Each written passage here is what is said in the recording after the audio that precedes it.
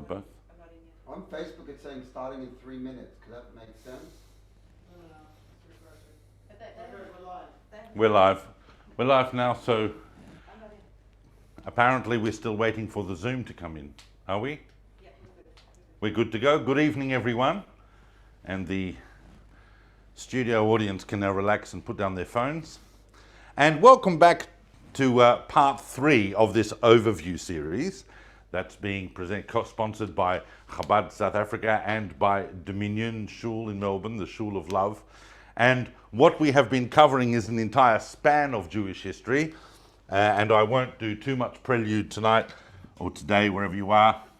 And we'll just remind ourselves of where we are up to. Minus 2000 and 2000 is our span of Jewish history of 4,000 years. Let's put some minuses in. Got a feeling that the range of vision of the board is not what it was. Is it going to ruin things if I bring the board a little? It's okay, we're seeing it, we're all good? Okay, excellent. Sorry about these meta-narrative interruptions, but we have to get the frame right.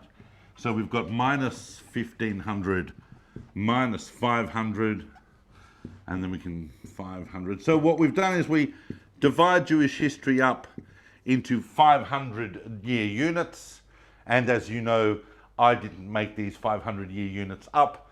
They in fact emerge from Jewish history itself, and we know that the Jewish people go through a major phase every 500 years, and if you understand the key spiritual project that's going on behind each 500-year block, then any of the details will immediately make sense. So in the first week, we looked at minus 500 to 0, and we called that period Bayit Sheni, or the Second Temple period. Then, last week, we looked at this next 500-year period, which we called the Talmudic. The Talmudic. And that takes us up to round about the year 500 of the Common Era. And we looked at all sorts of details and circumstances that led up to where we are now. But in order to talk about the next 500 years, we're going to have to say a couple of things to begin with, because the next 500 years we're going to look at, which is going to go from round about 500 to round about 1000, this incredibly critical period in Jewish history is called the Gaonic. The Gaonic. And don't worry, all of those terms we will explain and everything will be clear.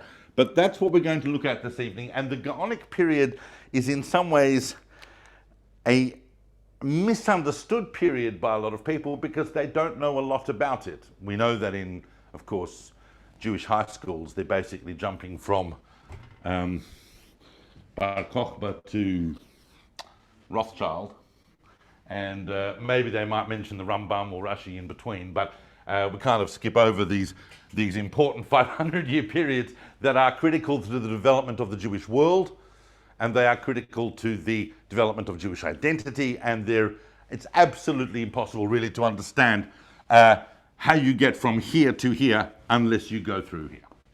And what we're going to see, and I'll just wait for Rabbi Khan to return. There's no sound on Facebook, so it was urgent that There's no sound on Facebook. so Yeah, on Facebook, no one can hear you scream. That's right. That's a t-shirt. All right.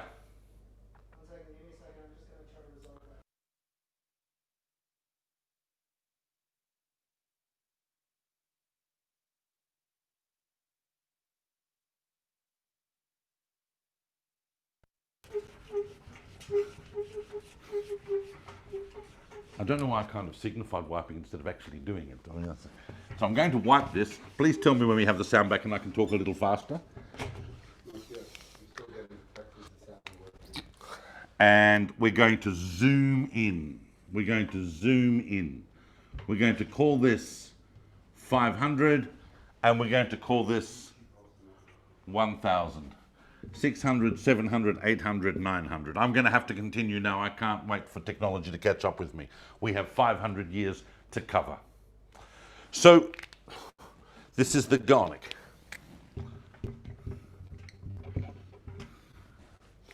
And elsewhere we have given entire series on the Garnic period. We've gone into great detail on it. We've looked at it because we know how important it is to understand the mechanics of Jewish history through the Garnic period. Remember, we always say it's not so much the dates that matter, it's the mechanics behind it. It's how we roll as a people in the world, how we get from one place to another, one idea to another, one phenomenon to another. And the Garnic period is critical for that.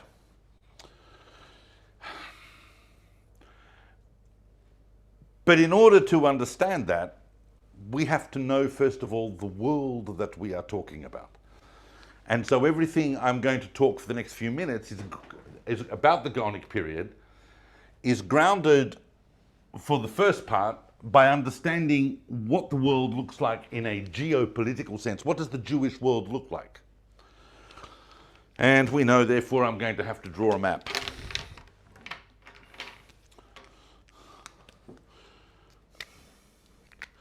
And you would therefore be familiar with this. So that's going to be the Mediterranean. And there's Spain, there's Italy, there's Greece, there's Turkey, there's the land of Israel, there's Egypt, and there's North Africa. And for our purposes, the Jewish world is, well, the known world really, because although there are things going on in India and China to the east, what concerns us in Jewish history is where Jews are living. And at the moment, that known world to us is this. And it's divided into basically three domains. The first of those domains is here.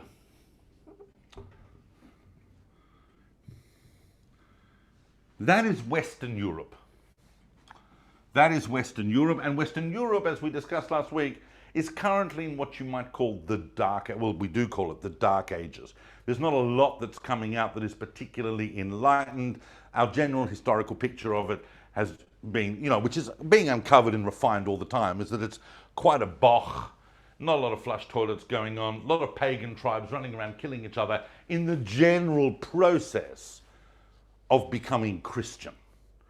Most of these nations which are going to become the core, kind of like which are the embryos of what are going to become nation states that we might recognize. But a lot of these peoples are in the process. We don't, for example, England doesn't become Christian until the end of the 500s.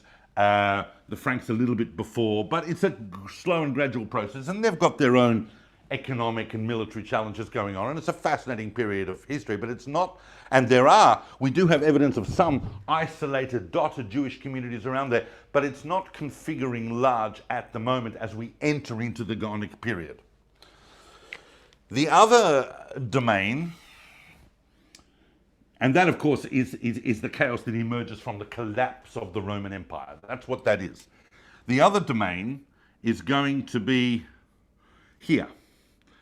So we might call this Western Europe, for want of a better term. It didn't call itself Western Europe. It's a generic term for what's going on there. This is the Eastern Roman Empire. It's what remains of the Eastern Roman Empire, but we don't call it the Eastern Roman Empire so much anymore as we call it Byzantium. And Byzantium is a very frum Christian empire with a capital in Constantinople, the city that was founded by Constantine back in the 4th century. And that's the center of a self-concerned and growing Christian empire called Byzantium. And there are Jewish communities dotted all around here, not to mention the fact that they also control the land of Israel as we enter into this period. And then we have a third domain. And that third domain is here, and it is the Sassanid Persian or Sasanian Persian Empire. And that empire has control over an area that we now call, and was called then, Babylonia.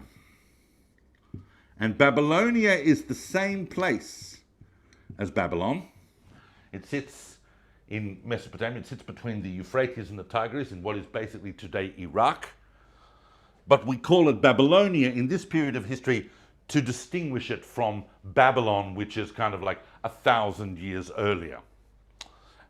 But it's the same place. And it must have been interesting once the center of the Jewish world shifted from Judea, now Palestine, after the Roman conquests that we looked at last week, and it shifts to Babylonia, that people must have been living in what was kind of like a familiar world. Today, for example, when we live in America, or we live in Australia, we live in South Africa, we live in Europe, and we open a Tanakh, we open a Hebrew Bible, and it talks about the exiles being in Babylon, that doesn't really speak to us today except from a kind of distant mental location. But for these Jews, even as late as this in Jewish history, 1,500 years ago, living in this period of the Gaonic period, Babylon was Bavel, was Babylon. So it made sense to them that if we didn't have access to the land of Israel, then this was going to be where the center of the exile was going to take place, and it was taking place, and we have in fact just produced the Talmud by the time we get into this period. So we already have put Babylonia on the map in terms of key spiritual contributions to the ongoing continuum of the Jewish people. But I'm going to zoom in now. All of this is by way of introduction so that we can get our head around this period.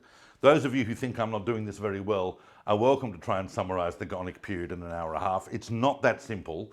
And so sometimes, as I'm talking, I'm kind of winging it. But there are certain things that we need to be aware of which background all of this period before we get into the nitty-gritty detail. I mean, I have to confess to you that I sometimes find the Gaonic period difficult to talk about because everything is so itgalia. Everything is so revealed. This is the period that creates, in a sense, the spiritual conflicts of our age, even now. The great clash of civilizations. Before it was, Rome and Persia. But during this period, they are going to shed those masks. And they are going to reveal themselves as Esav and Ishmael in this period as we rise forth, as the two great spiritual ideologies emerge from those polarities. But I get ahead of myself. We're zooming in now to Babylonia. And we're zooming in to that world that created the Talmud. There's a whole lot of detail. Remember, as I've said before at the beginning, and I mentioned it last week, and I'll mention it again, we are only doing headlines. Everything I mention is a doorway into an incredible ocean of detail. And if you want to make yourself an expert on the late Persian Empire at the beginning of the Gaonic period, you're welcome to, or you can take with you the summary, and I do welcome you to, it's fascinating, but I'd take with you the summary that not everything was brilliant for the Jews in the late Persian Empire. We looked last week at some tremendous persecutions that happened at the end of the Talmudic period. Things got a little better for a while, then they got worse, a little better, worse, as the Persian Empire itself was basically in its death throes. And we're going to see that over the next century and a half before it finally collapses.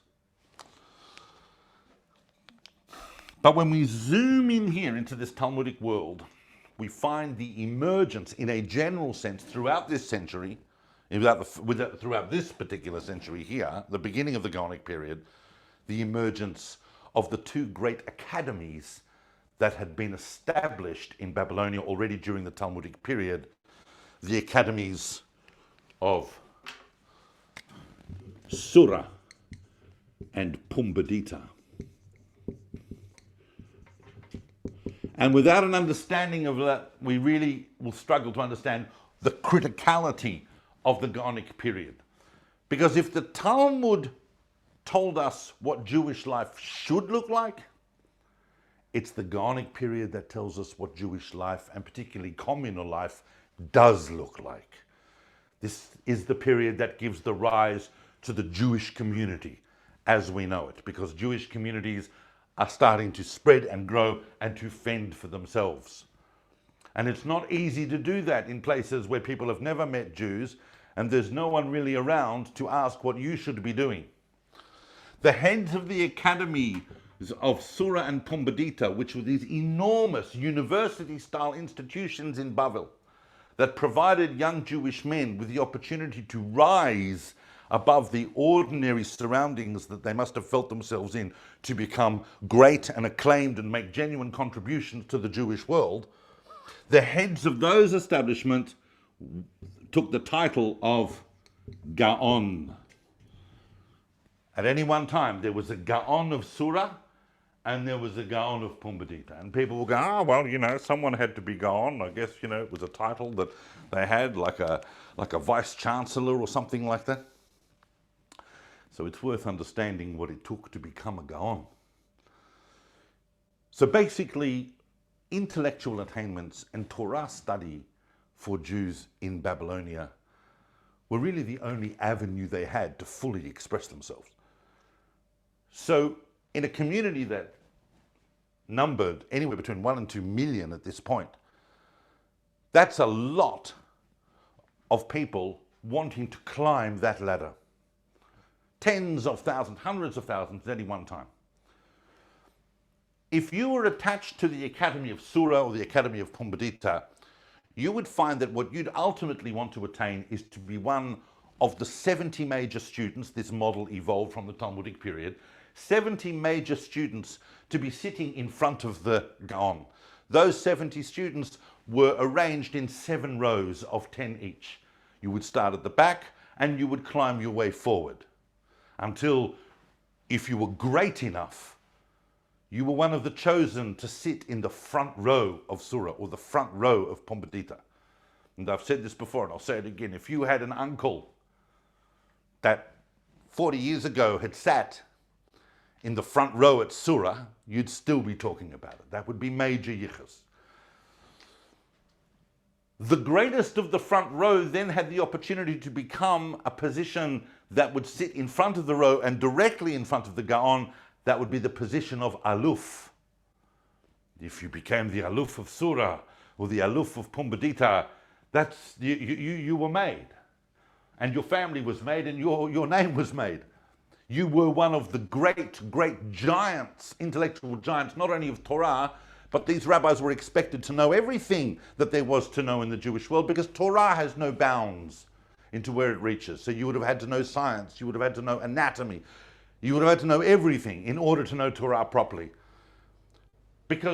And then if you were great enough, you would eventually become the Gaon and the head of the academies. And the Gaonim of these academies were the spiritual leaders not only of Babylonia itself, but of the whole of the Jewish world. So it doesn't matter where you were living here, you knew that if there was an answer to be had to any question in Jewish law or practice, or guidance or wisdom, the answer was going to be found in Babylonia. And that was okay. You realized that you didn't have to go and live there, but you were definitely not the center. There is a definitive center to the Jewish world. And it's also important to point out, before we go too much further, by the way, I don't have a clock, and a clock is going to be really useful. Zalmi, is there any chance of that fabulous clock that we sometimes have? Perfect.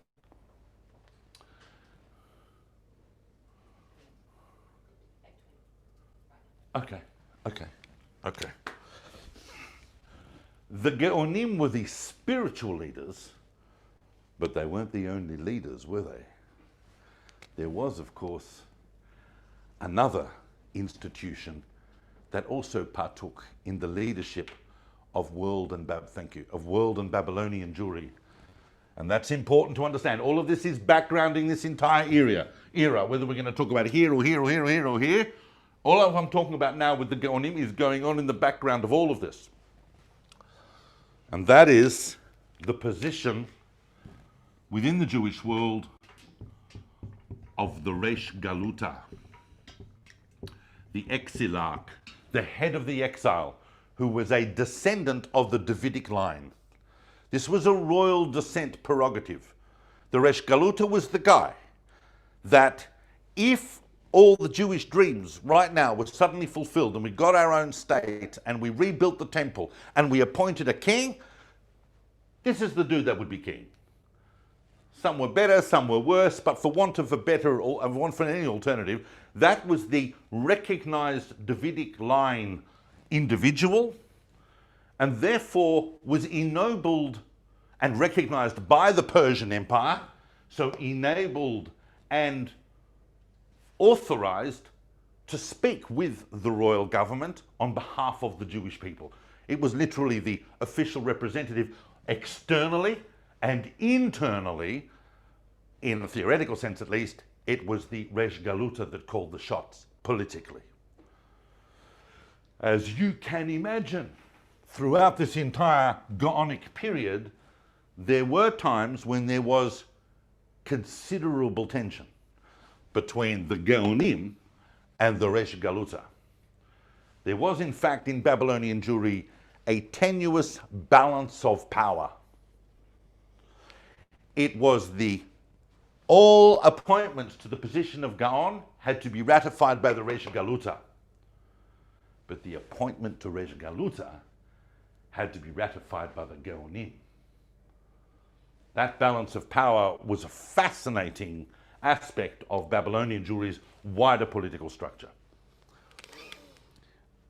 But as I said before, these Gaonim, and here's the really critical part, why it is after them that this entire period is named, is that they were guiding world Jewry in its most expansive phase,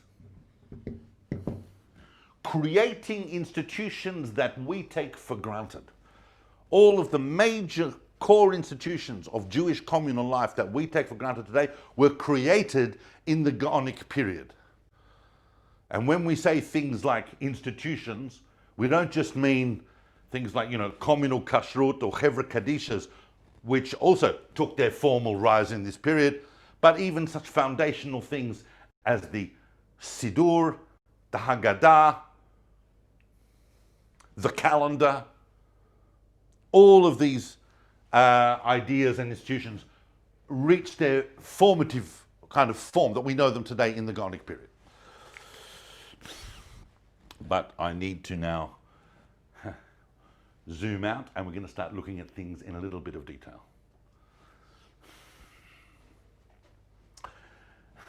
And I'm going to let you in on a secret that not a lot of people who study history are that aware of, although if you're studying it, you are aware of it. But some people who are interested in history don't always realize this, especially people who write letters to newspapers and things like that. The center of the Jewish world is Babylonia. But like concentric circles outward from Babylonia, there are growing Jewish communities all around here. And Jewish communities are dotted all over what is now called the Arabian Peninsula. That is basically Saudi Arabia. And in fact, and we can't go into this in detail, this is an entire subject in itself, but the first half of the 500s actually sees the collapse of what had formerly existed as a Jewish kingdom called the Himyarite Kingdom that took up most of what is today Saudi Arabia. The whole background of the 5th and 6th centuries and the rise of Islam is that this entire area is influenced by Judaism. Medina, for example, was a major Jewish town. Now, a lot of people say, Saudi Arabia, what is it? It's just a bunch of sand. And we're not talking about Saudi Arabia today, where we know of all its oil reserves and so on. Then, Arabia was just basically a bunch of sand. No one lived there except the Fremen, except maybe that's a sci-fi reference from Dune, except maybe in the south, in Yemen, where it was a little bit fertile, but most of it was desert, and nobody bothered with it. But there was an entire Jewish kingdom that existed that collapsed during the 500s. It's not the case like when we say, you know, oh, there was Islam and then along came the Jews. Islam was born of Judaism in the same way that Christianity was. It backgrounds everything in this area during this century.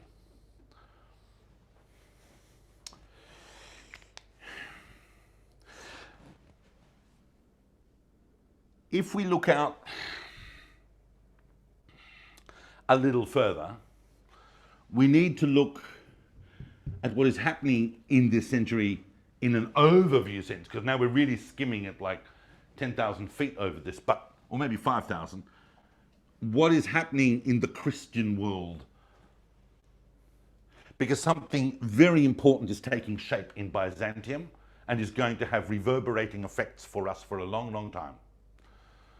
Because in the middle of the 500s, you have an emperor like Justinian. And Justinian is really the first kind of identifiable point that we look at when we start to see the rise of anti-Jewish decrees that are going to become the hallmark of the Middle Ages. Justinian's into forced conversions. And he wants a pure Christian empire. And he doesn't like the fact that Jews are running around apparently unmolested and unharmed, even though they are denying Christ. And their very presence is an affront to us. Justinian's problem with Jews is classic Christian theological anti-Semitism. It doesn't make any sense for these guys to have equal rights and be the same as us and just wander around chewing their gum like nothing's ever happened. They killed Christ, they denied Christ, the whole of the New Testament tells us they were wrong, so how is it that they get the same kind of lifestyles that we have? This is a big question. This is a big question. And I'm not going to get on my soapbox now and talk about the implications of that going all the way down history, even until today. But these are big questions that people were asking. But they really became solidified towards the end of that century with the rise of Pope Gregory the Great. Gregory was a pope. Remember that this whole world was not unified politically, but it did more or less overall have an allegiance to the Pope in Rome as the head of the Western Christian Church. This is before the split of East and West in religious terms, although what people are noticing is that there are significant differences between the way Christianity and particularly Christian worship and certain modes of expression are emerging in the East versus how they are in the West. And the Roman model is much more akin to the feudal model generally that's going to emerge in the Middle Ages. That's one dude at the top and everybody doing what they say.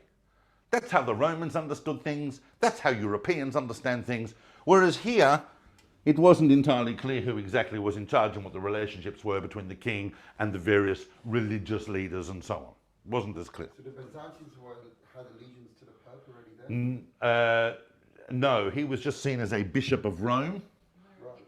And there were other, I was asked whether the Byzantines had allegiance to the Pope. No, they had more allegiance to their local bishops than to Rome. But in Europe, they had more allegiance to Rome. And that division is going to emerge and become more sharp as we move on in this period. And we'll look at why.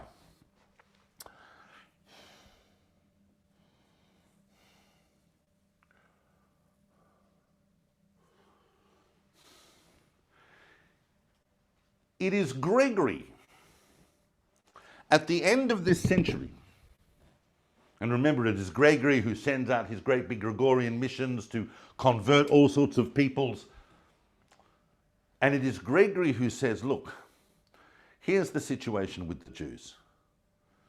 You're right, it's a question, it's a problem,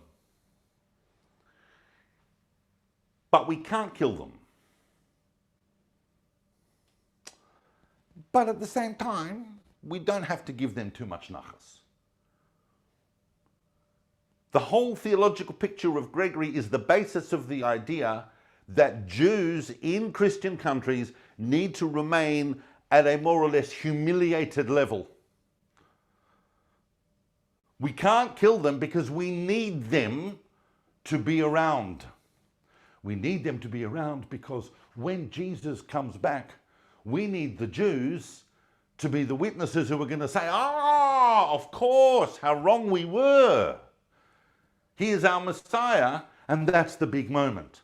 But if we don't have any Jews to say that, it kind of takes away a little bit of the sting of that whole idea. But we need to degrade them. But at the same time, protect them sufficiently that they will still be around. This idea, these anti-Semitic Christian ideas are emerging during this period and are starting to become formalized. That Gregorian doctrine is going to take us all the way through basically for the next 1,000 years at least. And there's just one more word on the Christian world, and sometimes also overlooked by people who dabble in history, is that there is one place in Europe where they've actually got their kind of Christian thing going on. They've actually got a Christian kingdom going on, and that is Spain. In the Visigoth kingdom of Spain. The Visigoths. And they are making life hard for the Jews. This is the century when Christian kingdoms all over this area are finding out how they are going to deal with their Jews. And the Visigoths decided pretty much very early on that they were going to adopt a picture that is going to become the classic European picture later on. And they were going to persecute them, put decrees on them, banish them, bring them back, more decrees, more persecution, put them out, bring them back. That whole picture starts very, very early at that stage in Christian Spain. Fortunately, it's not going to go on for too long. But that picture is happening. So there's the Christian world as we see it. So without a doubt, although Jewish communities are getting established in some ways in the Christian world, we're starting to see the rise of these distinct domains. Now, I'm going to rub that map off because I need to draw it again. Do you know why I need to draw it again? I need to draw it again because the entire world is about to change. What was that? Why are you taking a picture? I've been asked to. Oh, of the board. Not just, oh, of the board. Take a picture of the board. Otherwise, he was just going to take a picture. Okay. Oh, he didn't know that. 1 second. 1 second. I'll tell you when to take a picture if you want to take a picture of the board. I'm not going to wipe it yet. All right? Everybody at home can relax too. We nearly had a picture moment, but not yet. Once we get to the 600s, I need to point out to you something extremely important that is about to happen before the world changes. And something that is often not spoken about in general historical discourse. If you're sitting at that fancy dinner party and this comes up, you'll look very clever if you know about it, but it is critically important. You know what I'm going to talk about? Okay, that's good.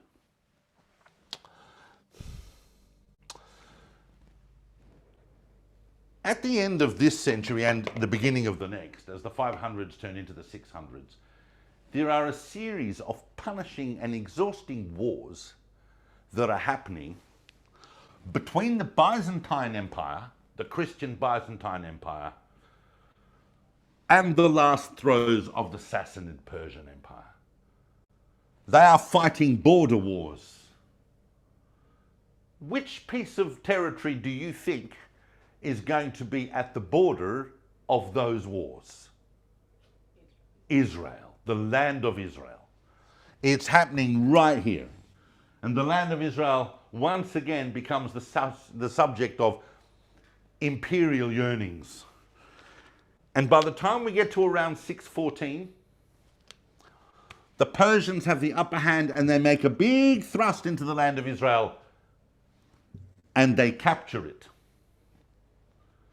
And they capture it with Jewish militias who fight for the Persians, because clearly the Sassanids are no picnic, but they're better for the Jews than the Christians. And they push in and they take it for Persia with an understanding that if the Jews capture Jerusalem for the Persian Empire, the Jews can control it and they can keep it and they can do with it whatever they feel they need to do. And we did. we took Jerusalem under a fascinating figure, led by a fascinating figure called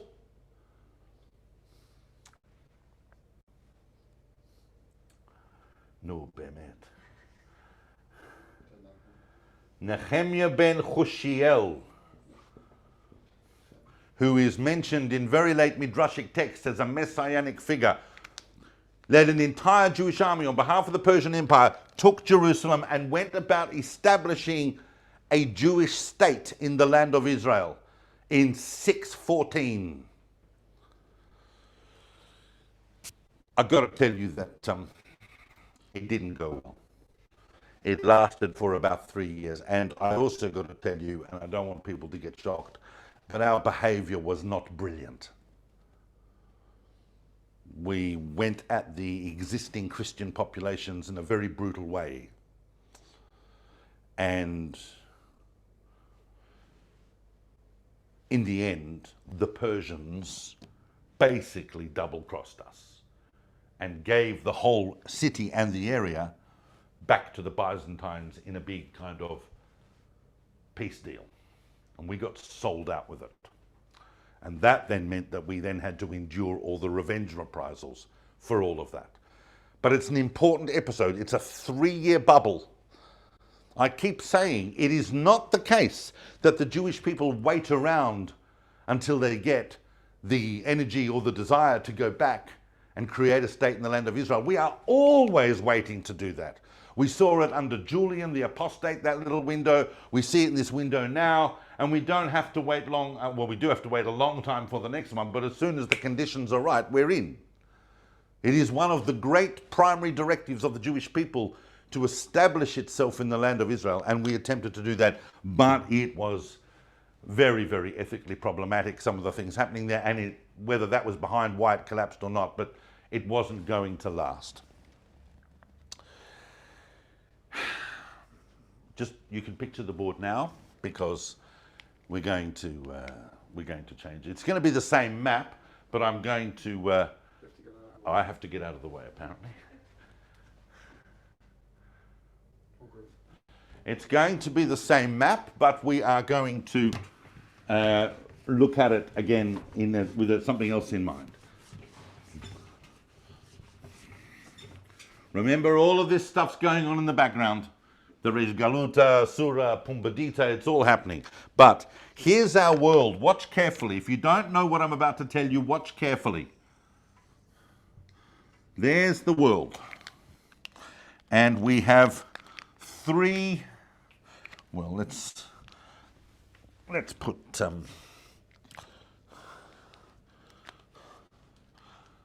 our countries in here. So Italy, Greece, Turkey, the land of Israel, Egypt, Babylonia, North Africa, and we've got, that's the Western Christian world.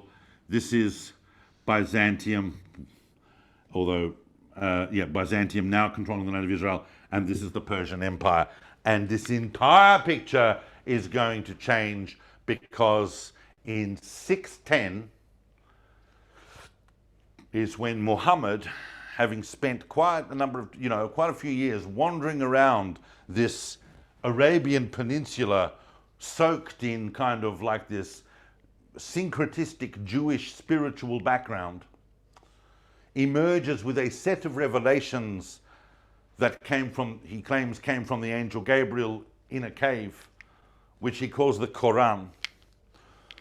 And in an absolutely astonishing and dynamic ripping apart of everything that had gone on before, in an explosive expansion, Islam just...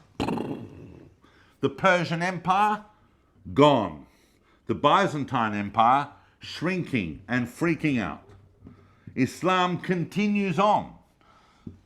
During the 600s, of course, by 638 in the Battle of Yarmouk, and then in 638, it takes Jerusalem. So the land of Israel is now under Islam. It eventually conquers all of the Persian Empire, and it keeps going, and it keeps going, and it rolls across North Africa. Of course, the Rashidun Caliphate wanted Jerusalem very much. It was a great symbol for them. They built the Mosque of Al-Aqsa, and by the end of the century already, by the end of the 600s, they have, got the pact of, they've built the Dome of the Rock, and they have worked out how these different Christian and Jewish populations are going to live under their rule, under the concept of the dhimmi tax and so on. So Islam is organized to some extent, and they keep rolling, and they keep rolling, and they keep rolling. Now, I'm going to talk for a minute, because if you are at that dinner party and the Islamic conquest of the Persian Empire does come up, and the Islamic expansions of the 7th century do come up in the context of Jewish history, then there's a very important individual you're going to have to know about.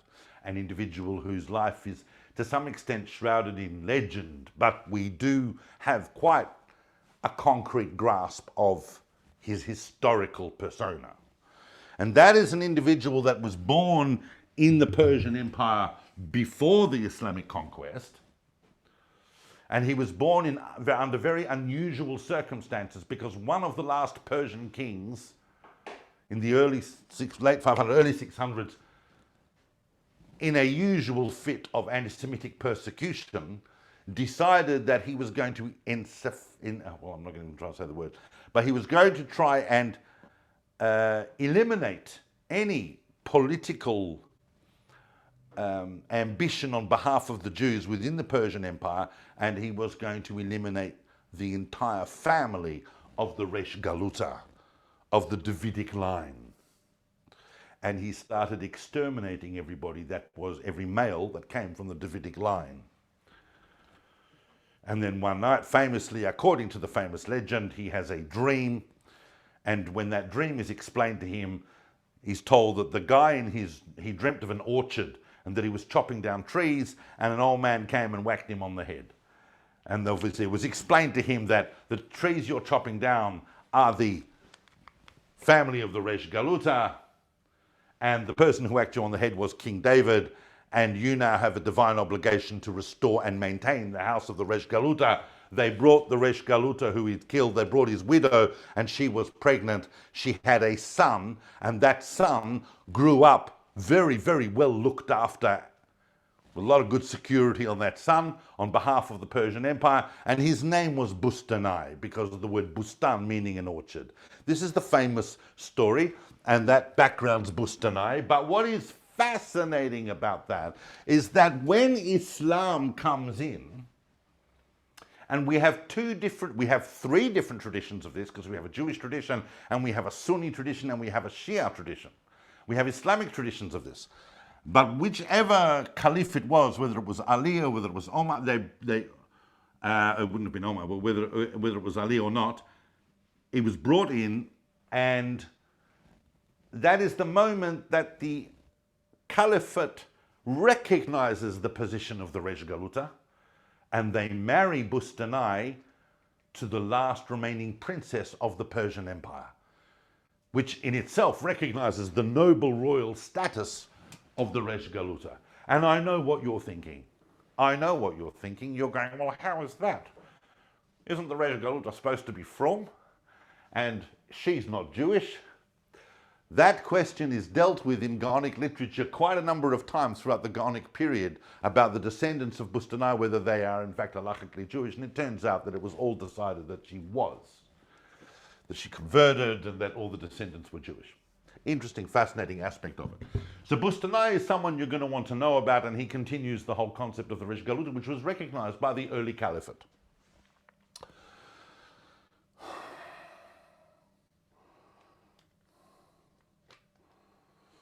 But this expansion keeps going until the year 711. And in fact, I'm going to do that in brown. I'm going to do that in pink. What's big about 711? As you know. Slurpees. Sorry? Slurpees, yes. The beginning of 24-hour shops. But 711 is the year that Islam rolls in to Spain and conquers Spain. They're the ones that put an end to those awful Visigoths. And they are the ones that conquer a European country for Islam and who lay the foundations for what is going to become the golden age of Spain. It is not yet the case that it's the golden age in the early 700s. But the Muslims who conquered Spain were a much more chilled Muslims than we might see at other times in history. They didn't have a problem with Jews. And they kind of were happy for Jews to start settling up within the new Al-Andalus, the new Islamic Spain that was taking shape here.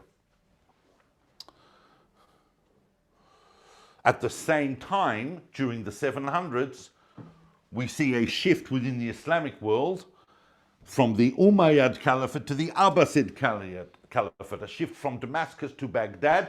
The Abbasid Caliphate is much more ideologically expansive than the Umayyad, but the Umayyad Caliphate itself eventually escapes and reorganizes itself in Spain. That's what's going to happen over the next century or two, to become eventually the Cordovan Caliphate. We are not yet at the golden age of Spain, but the conditions are laid for that. But now I need to take us back, because I need to go meanwhile back in Babylonia, because there are things happening in the 700s back in Babylonia under our new Islamic rulers that we're going to have to talk about, because without this it's impossible also to go forward.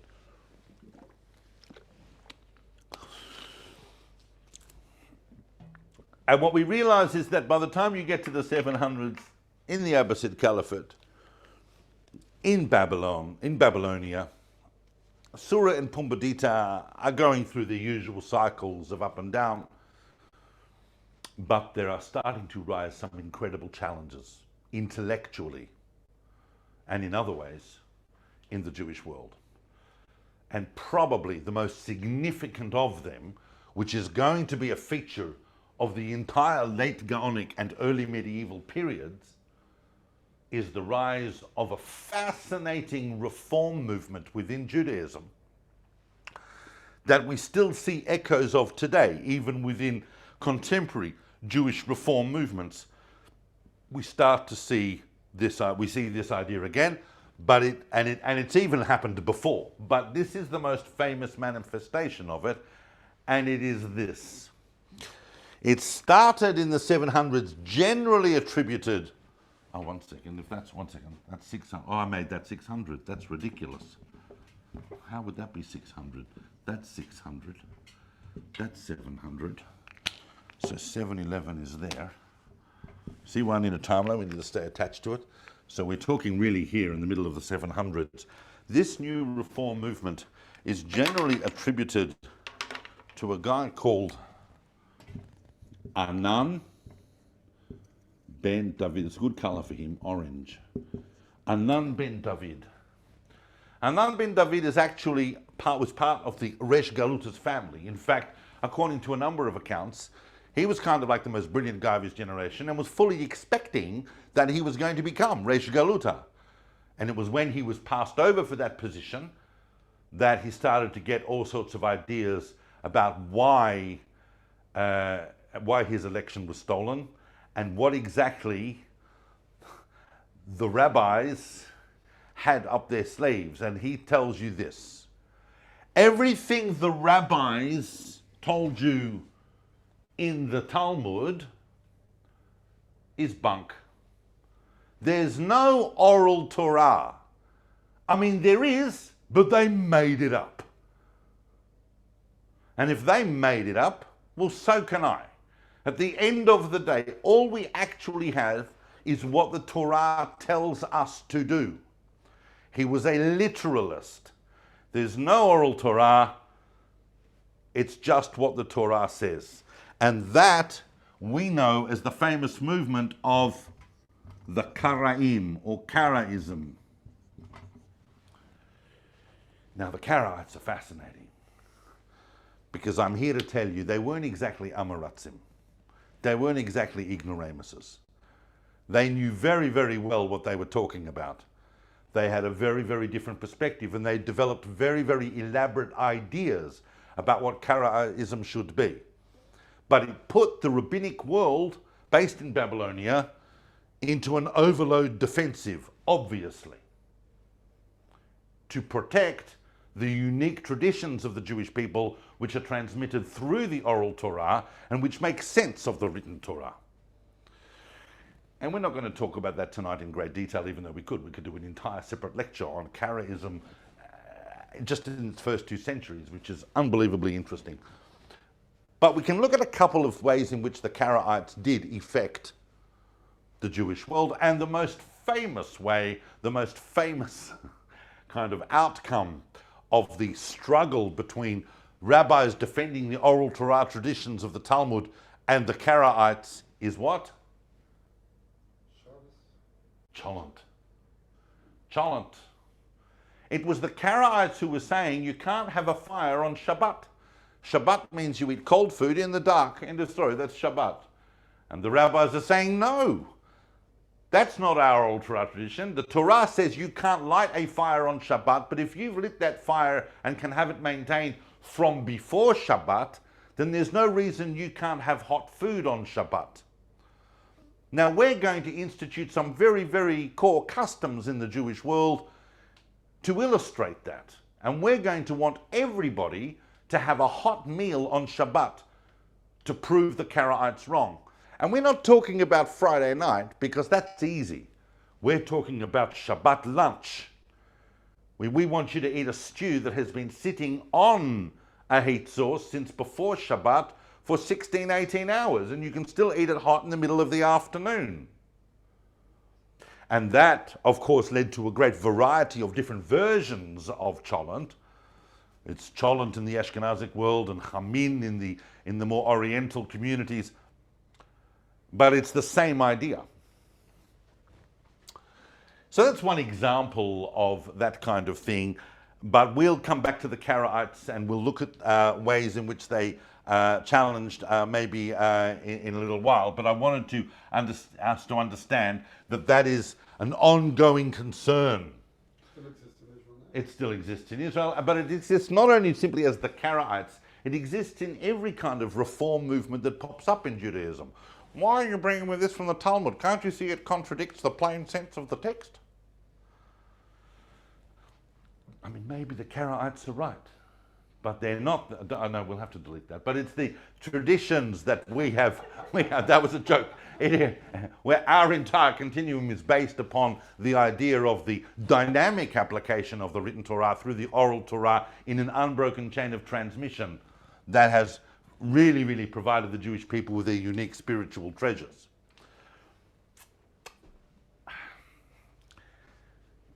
And then there's one other thing I just want to talk about in the 700s for 1 minute, because if I don't talk about this, you'll go, oh, he didn't talk about this.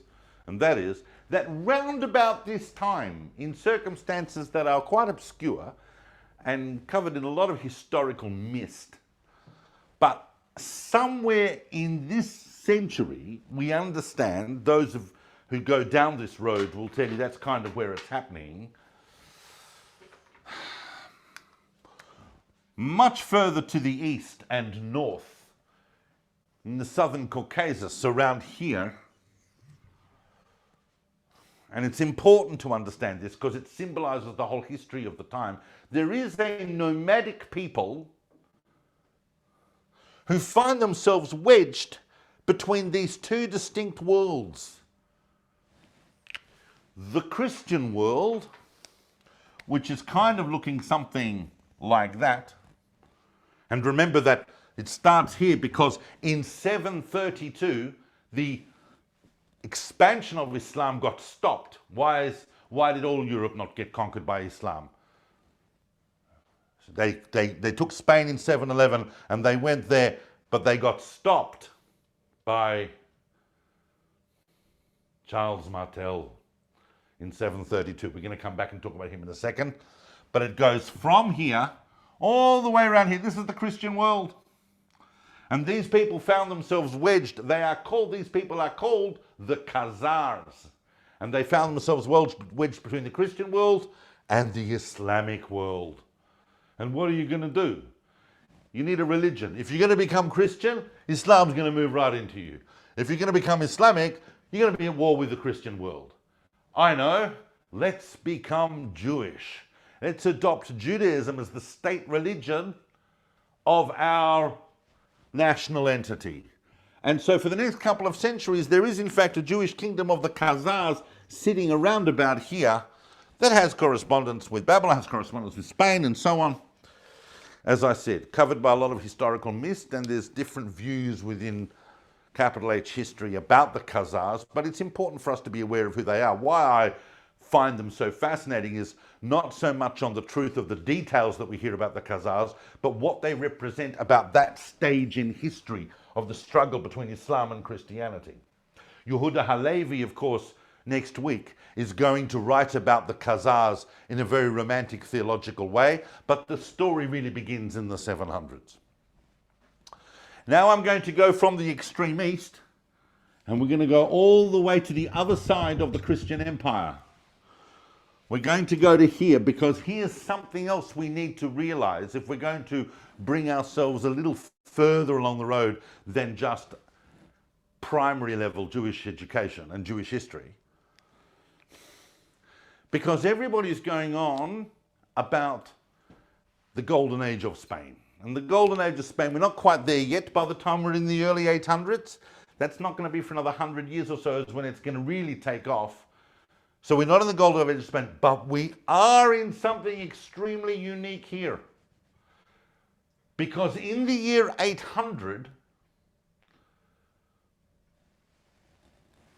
all of those European nations that have been gradually Christianizing coalesce into a unified Europe, the first and original EU. Only they don't call themselves the EU. They coalesce themselves into a new arisen version of the Roman Empire called the Holy Roman Empire, which is going to be Christian and is going to have an emperor. And in the year 800, Charles Martel's grandson, Charles, has himself crowned king, emperor of the Holy Roman Empire, and he goes on to become, of course, Charlemagne. And what we see, he's the king of the Franks, and then he becomes the emperor of the Holy Roman Empire. And what we're going to see for the next half a century or so after Charlemagne is what could be rightly called the golden age of the Empire of the Franks.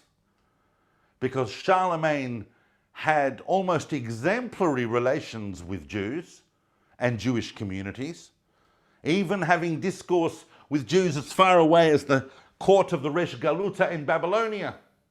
And he had Jews representing back and forth, and he allowed Jews quite considerable rights and opportunities within the Frankish, within the Carolingian Empire. And if Charlemagne was good, his son, Louis the Pious, was his dad on crack. In fact, Louis the Pious was so good to the Jews.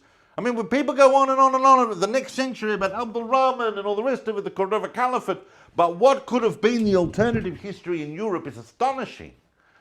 Some historians will tell you that Louis the Pious even lost his kingdom, and he did. He got thrown out of the kingdom because of his relations with Jews. There were priests in Louis the Pious's court who converted to Judaism. The Jews were allowed full intellectual and artistic and economic rights under Louis the Pious. Unfortunately for them and for us in a way, that got lost.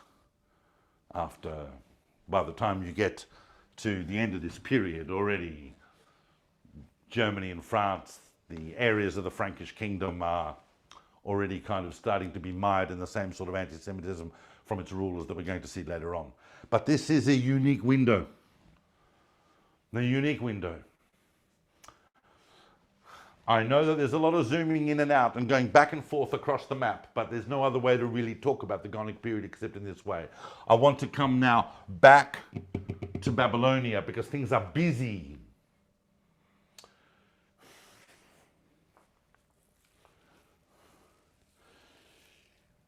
We're starting to see some seriously important contributions by the Geonim going forward because we are getting demands on them from communities that are starting to flourish right across North Africa and Spain and in Europe. They know they're not in Babylonia, and they know that spiritual direction in all areas of Jewish law and practice has to come from Babylonia. But they don't know how to do basic things. It's not the case that you can pop down to your local Jewish bookstore and buy an art scroll. Forget the fact that there's no copies of the Talmud in Europe. There are no Sidurim. How do we even know what to pray? Okay, we've established a Jewish community, want to do the right thing, got in touch with Babylonia, we have a shul, we have a mikveh, but what do we do? What are we doing? So they write to Babylonia and go, look, I mean, we need people who know how to pray. We need to know what to pray. What's the order of service? What is the order of service? What comes first, the Shema or the Amidah? And is there anything else? As a result of these types of inquiries and questions, the Geonim are by default creating the whole archetypes of Jewish communities in the letters and instructions that they sent. And perhaps the most famous example of that is in the middle of the 800s with the great Gaon of Amram Gaon's famous Siddur, which became kind of like the prototype Siddur for communities right across the known Jewish world. There were other versions, but his is the most famous. Similarly, others were starting to send the very first versions of the Talmud and so on, so that we can start, these communities can start their own indigenous, authentic Torah scholarship. This is a time of tremendous growth in that kind of facilitation.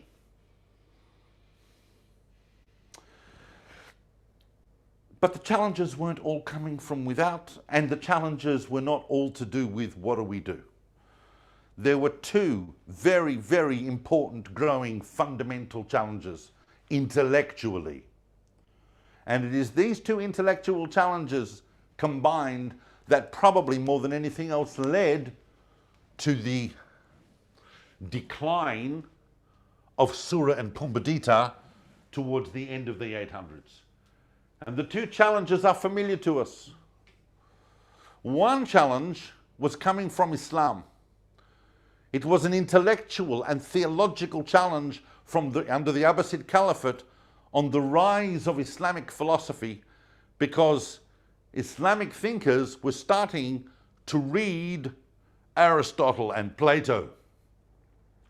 And they were starting to reconcile that with Islam. And that became a very impressive intellectual philosophical project called the Kalam. We'll come back to the Kalam in a moment. We've also got the challenges of Karaism, and we've got the challenges of people like Jewry of Balch. Jewry, serious epicures, and he's coming from a place called Balch in Afghanistan. Any of you been to Balch? No. And Jewry writes a book called 200 Unanswerable Questions on Judaism. It's the sort of thing that you might find someone writing on the internet, today, kind of a Richard Dawkins figure. And he really, really got into the heads of a lot of people with his critique of Rabbinic Judaism and the Torah and so on. And that's not to say that Jewry of Balch can't be dealt with or answered, but you still need people of considerable intellectual stature to be able to do that. And if you don't have them, then your fundamental institutions are going to lose their prestige. And that, unfortunately, is the picture as we move into the 900s. But, as always in Jewish history, you have a problem, and then God, through the generations, brings the solution, often in the form of a particularly talented individual whose entire mindset seems designed to answer those problems.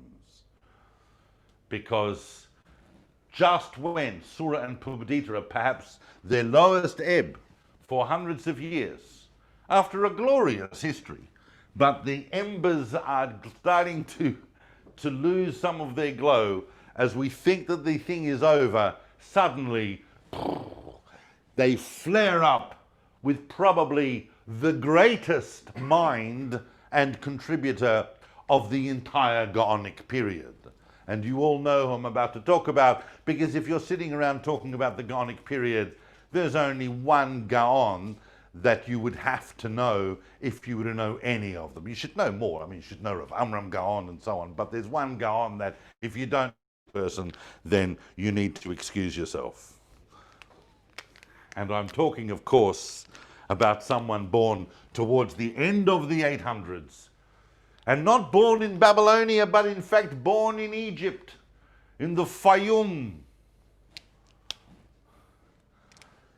who woke up basically at the age of 20 and realized that he was probably the greatest scholar of his generation.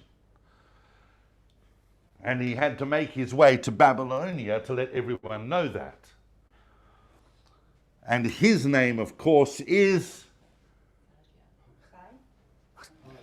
Chai's right at the end. No, this is Sa'adja ibn Yusuf al-Fayumi, who we otherwise known as Sa'adja Gaon. He is the enormous figure whose intellect and spirituality and leadership towers over this, singularly responsible for the total revival of the Academy of Surah in the 10th century. He turns up in Babylonia and at the age of like 25 is immediately made the Aluf of Surah. And within a couple of short years, he's the Gaon. Now, it didn't hurt that around the time that he's doing that, when he leaves Egypt and goes to Babylonia, he's already written 2 books. One of which is a phenomenal study of all of the grammatical components of the Torah, an entire dictionary and so on. But it is in the year 922 where Sa'adja first really burst out and showed everybody who was the boss. Because in the year 922, an extraordinary thing happened. And that is that the rabbis of the land of Israel, based in Tiberias, the rabbis of the land of Israel, and remember Israel is now, Jews can be in Israel, it's not Christian anyway, it's Islamic, so similar conditions as would be applying elsewhere in the Islamic world, with some more major restrictions than we might otherwise expect. The rabbis of the land of Israel get up and they announce that they have the right to determine the calendar, and that this year Rosh Hashanah will be on Tuesday. And the rabbis in Babylonia said, no, it's not. It's going to be on Thursday. Massive polemic. And for the only time in our history did Jews in the land of Israel and Jews outside the land of Israel observe an entirely different day for Rosh Hashanah, and subsequently for the following few months, including probably Pesach and so on, until things got sorted out. It was Sa'adja Gaon who entered this debate and wrote an entire book covering all aspects of the calendar, of astronomy and so on, using contemporary knowledge of geometry and mathematics and philosophy and science in every way, and above all Torah, to show that the rabbis of Babylonia were correct. And that's just the beginning of Sa'adja's career. Sa'adja is the major force stopping the spread of Karaite ideas in numerous books and pamphlets and lectures. And then Sa'adja he's dealt with the Karaites, he's dealt with the calendar. He, by the way, makes determinations on the state of the Mesorah. Now, that is another thing that emerges from the Gaonic period, because in the land of Israel, some people had, for the last couple of centuries, been making an industry of transmitting the correct pronunciation and vocalization of the Torah itself in what's called the Masoretic text. The most famous of those is the House of Ben Asher. But there were competing versions. It's Saadia who made determinations of that, and whereas he took the right to make the calendar away from the land of Israel, he did acknowledge their right to determine the proper transmission of the Mesorah, of the traditional vocalization of the Torah. And they are the ones that had developed all of the signs that we now know as trop, all of the way in which the Torah and the Nukudot, the vowel points. Until then, there were only consonants, or if there were systems, there were different systems. They all got unified and determined and agreed to. But Saadia Gaon's imprimatur upon that is the confirmation that was needed for history. And Saadia also had major fights with the Resh Galuta. The Resh Galuta sacked him. He sacked the Resh Galuta. He wasn't necessarily the easiest person to negotiate a compromise with Saadia Gaon, but the Resh Galuta himself at the time, David bin Zakkai himself, was quite a prickly individual, it would seem. They made peace at the end, but it was very turbulent in Babylonia because of those conflicts, just to show you that it wasn't all, smooth sailing. And then Saadia, with what was left of his mind, he did other things. He wrote an entire Arabic translation of the Torah, the tafsir, that's still used by Arab-speaking Jews today. His contributions are just enormous in every field. But perhaps the most significant and enduring and impactful is Saadia's fight to preserve the integrity of Torah and Jewish thought against the incursions of the Kalam, of Islamic philosophy. The Muslims are coming to us and they are saying, you have a corporeal God. Allah, that's a reified God. No pictures, completely abstract, one God, but your God in your Torah has eyes, arms, legs, walks around, he's a dude. It's all corporeal. How do you deal with that?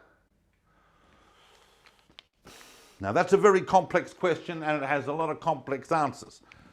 And that's just one of the questions. But the outcome is immensely important because it is Saadia who writes the first really systematic philosophical work in Judaism called Emunot V'Deot, a work of huge influence on all subsequent Jewish thinkers, in which Saadia explains the different ways in which we know things, logic, common sense, received wisdom and so on, and revelation.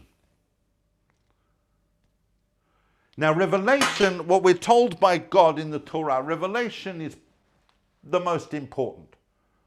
But it must accord with reason. That's not the same as saying that everything has to make sense to me. But if there is an idea that emerges that conflicts with what I know to be philosophically true, I must reject it. Saadia prioritizes philosophy in that way because he says, you know that God is incorporeal and I can prove it philosophically, and he does, that God cannot have a body or any kind of physical manifestation. So when the Torah talks about the eyes of God and the hands of God, it must be allegorical. People often forget that. People often want to say, well, it says we take the Torah literally. Oh, if you take the Torah literally, then start looking at what the Torah says about Hashem. Saadia shows us that the Torah itself is a mashal, it is allegoric and can be interpreted allegorically if any other way was to override the logical truth of what we're saying. These are very profound ideas. Saadia also made major contributions to notions that became default in Jewish philosophy, such as free will. The existence of free will is an absolute value. The idea that the universe is created yesh me'ayin, ex nihilo, something from nothing. We don't find these ideas in the Talmud. We find them in the works of Saadia Gaon and the other great philosophers of the early Middle Ages, in the late Gaonic period. So Saadia is immense. But he passes away around the middle of the 900s, and that is when there's going to be a little bit of a decline in Surim Pumbedita and then a very bright ending that we'll talk about in a moment. But we have to go back to Europe in our remaining few minutes. I can see the time and we have things I need to talk about. Because back here, by the time we get to the middle of the 900s, by the time we get to the end of Saadia Gaon's career, we're already starting to see the rise of the golden age of Spain as we know it. Abdul Rahman III creates the Cordovan Caliphate's openness to Jews, and Jews are encouraged to come and do whatever they want, whether it's Torah scholarship, whether it is art, architecture, science, literature, poetry, I don't know, fixing old motorbikes, whatever it is Jews want to come and do in Andalusian Spain, they can come and do it, and they help create this magnificent civilization that is a picture and paragon of toleration. Not unlike what Louis the Pious was trying to do 100 years before in Northern Europe. But here, they actually get it off the ground and they do it. And we start to see the rise of extremely impressive Jews who are taking advantage of that situation and rise politically and economically in Spain. And probably the most famous of those, who is sitting here and who you would have to know about if you were to discuss this century in Jewish history, even for 5 minutes, would be? Almost. Not yet. No. I would not, if this talk contained the Rambam, I wouldn't be starting talking about him now. Chazdai ibn Shaprut, who rises effectively to be the treasurer of Spain. He is appointing not only, I mean, he is basically the prime minister of the entire Cordovan Caliphate. He sends a delegation to Khazari. He receives letters from the Khazars. That's the link in with what we spoke about earlier. He's the famous one who got the letter from the Khazars, but he's also writing letters to other leaders around Europe that are fascinating that we can read about today. Chazdai ibn Shaprut is also supporting Jewish institutions with his influence and his resources. He is sponsoring great scholarship to come out of Spain, including some of the very, very important work that was being done intellectually in this period on the Hebrew language in order to create an understanding of Hebrew grammar. People go, oh, Hebrew grammar? Well, what are you talking about? There's Hebrew, and Hebrew has a grammar. No, it doesn't. Grammar are the rules of the language that are not actually explored and delineated and formalized until this period. And we know that because how many letters are there in every Hebrew root? 3. But Saadia apparently didn't realize that. And neither did anyone before him. It is guys like Dunash ibn Labrut, the author of the Roy Kra, or Menachem and so on, Ibn Saruk and so on, who are creating the rules by which we start to unpack the Jewish language, the Hebrew language. It's always been there, but these revelations belong to this time in Jewish history. And Chazdai ibn Shaprut, of course, is followed by someone, in a different sphere, basically Shmuel HaNagid, another classic example of the golden age of Spain. He was basically the John Monash of Spain. He was a general, led the armies of Granada, huge thing, also a scholar of the Talmud. These guys were combining, they were great civic figures, but also deeply important and influential figures within their own religious world as well. But in running out of time, we just have to come back a little bit to Babylonia. Because at the end of the Gaonic period, what we find is some extraordinary Gaonim in Pumbedita, and particularly the great Rav Sharira Gaon, and who lives till about the age of 100, so he's around forever. And Sharira Gaon had written the famous history of the entire Gaonic period about how we get from the Talmud to here. He's the one that gave us the picture that I didn't talk about earlier today, and people are going, oh, he didn't mention this. But here, according to the way Sharira understands it, we have some sub-periods here, like the Savoraim and the Stamaim and so on, who are creating the edited versions of the Talmud. But he gives us the whole picture, and he shows how the chain of transmission is complete, going right up to himself. He's then followed by Rav Hai Gaon, the most famous of the last of the Gaonim, together with probably Shmuel Bar Chofni at Surah. These are the last of the Gaonim, and Rav Hai Gaon is still sending numerous missives and letters and directives and instructions and Piskei Din and all the rest of it out to communities all around here. Remember, until now, and I've said this before and I like it and I'll say it again, if you're living in some boch in northern Germany and you put a milchig spoon in a fleischig cup and you don't know what to do, you've got to write to Babylonia for the answer.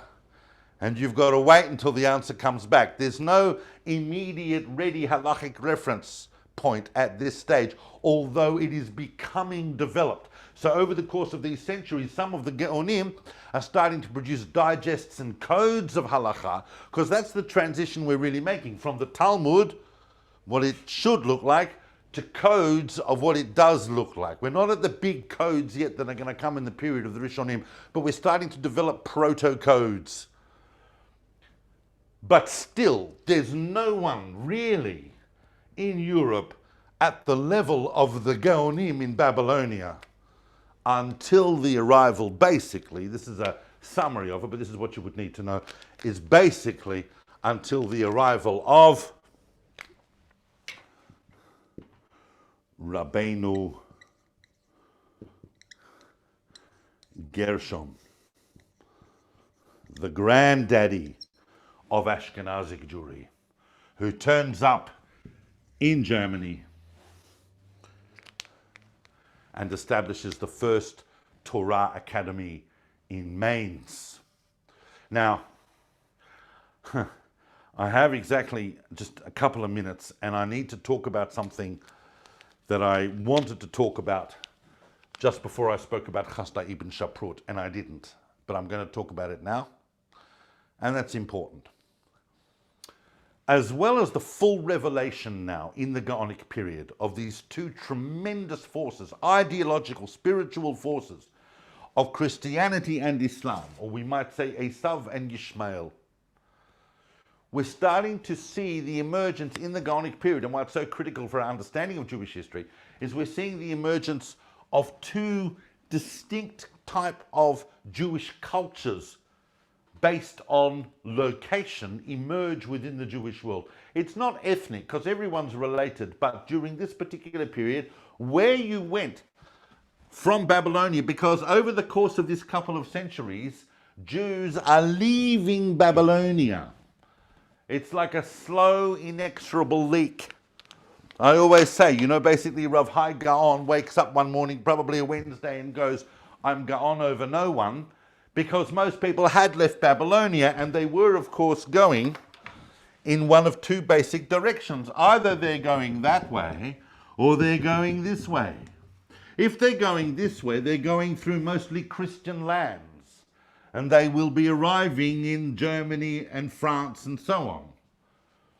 And when they get there, they're going to find that the local people refer to their own spiritual roots as coming from Scandinavia, which they call Skansia, and the Jews go Skansia. That sounds a lot like one of the great exilic destinations mentioned in Tanakh. This must be the lands of Ashkenaz. And the Jews who went this way through mostly Islamic countries and ended up in Spain said, well, if that's Ashkenaz, then there's another destination mentioned in the book of Ovadia. These are the lands of Sfarad. So the distinction between Ashkenazic and Sephardic Jewry basically also takes its rise in the late Gaonic period. And the first super rabbi to arrive in Europe is Rabbeinu Gershom. He can answer your question about your milchig spoon in your fleischig cup. He's got proper standard versions of the Talmud. He sets up a yeshiva, and he basically sets the hallmark for Ashkenazic Jewry. And in the year 1002, he summons a synod, which sounds like a very Christian thing to do, but it's basically a kinus, of a collection of every rabbi that he can get his hands on in Europe, and they all come together, and he goes, this is how it's going to go for us. These are the lands of Ashkenaz, and we're in Christian lands, and there's certain things that we are going to enact. One of them is going to be that from now on, for the next 1,000 years, Jewish men cannot be married to more than one woman at a time. That was binding on Ashkenazic Jewry until basically 2002. And since then, I'll leave it to your imagination what's happened. The other thing he says is that, you look very concerned, but all right. The other thing he says is that no one's is allowed to open anyone else's mail. That's the famous Karaem de Rabbeinu Gershom, Chadrag, that was stamped on all letters. Jews were trusted to carry letters in the Middle Ages because of that. He said that when people are forced to convert to Christianity, when they come back into the Jewish community, they're going to be fully accepted. We're not going to embarrass them by their past. We're going to make things easier for women in the areas of divorce. I mean, it took a while for them to keep working on that, but certainly there were some advances made under Rabbeinu Gershom's edicts in relation to that. We're going to bring it in line to the culture around us.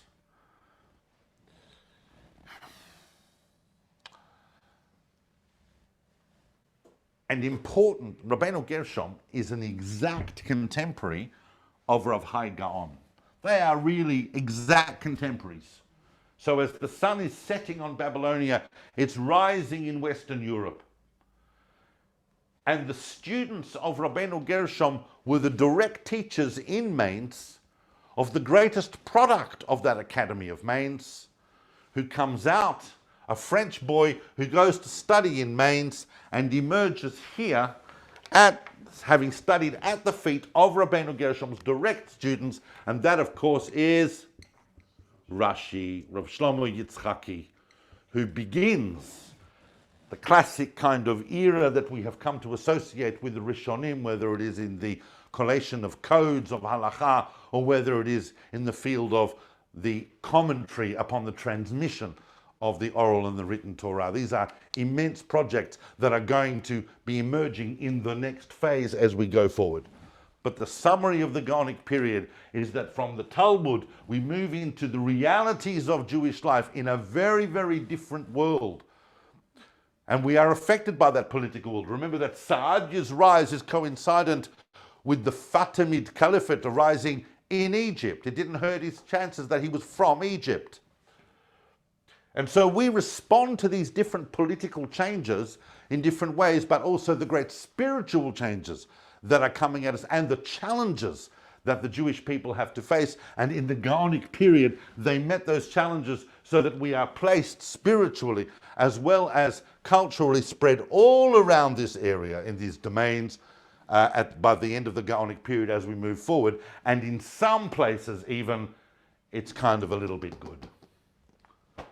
So thank you for listening to that, and I'm hoping that that gave some kind of grip on the importance, the incredible importance of the Gaonic period. But behind all of that is the real idea that the Geonim of Babylonia are wielding huge influence in the creation of Jewish communities through this period and the challenges of Christianity and Islam. And next week we will see exactly how that plays out even further with the full revelation of the Jewish continuum in the world. Sure.